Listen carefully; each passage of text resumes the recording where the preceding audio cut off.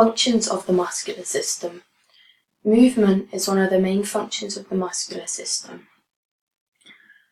Movement within the muscles can be isometric, concentric, and eccentric.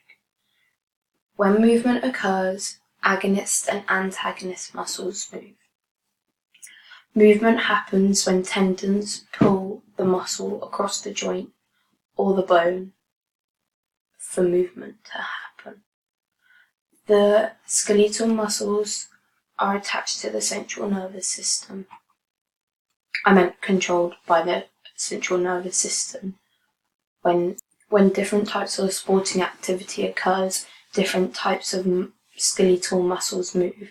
Fast twitch skeletal muscles move because of short bursts of speed and strength, and slow twitch muscles function better for longer movements. Another function of the muscular system is it pumps blood around the body. The heart has muscle on it, which is the myocardium. The myocardium is what helps blood to be exerted from the heart and pumped around the body.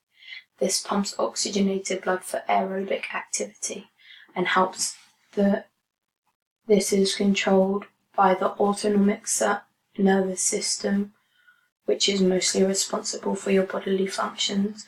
Your blood vessels are also made up of smooth muscles and are also controlled by the autonomic nervous system. These involuntary cardiac muscles are what help pump blood around your body. And of the muscular system is postural muscles. Postural muscles are working all of the time, but they're not very powerful.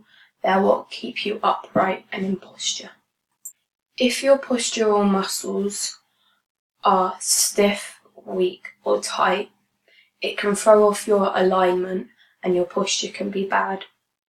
This can affect the muscles and lead to joint pain. They're always partially contracting to help keep you upright. Another function of the muscular system is breathing. When respiration happens, or inhalation,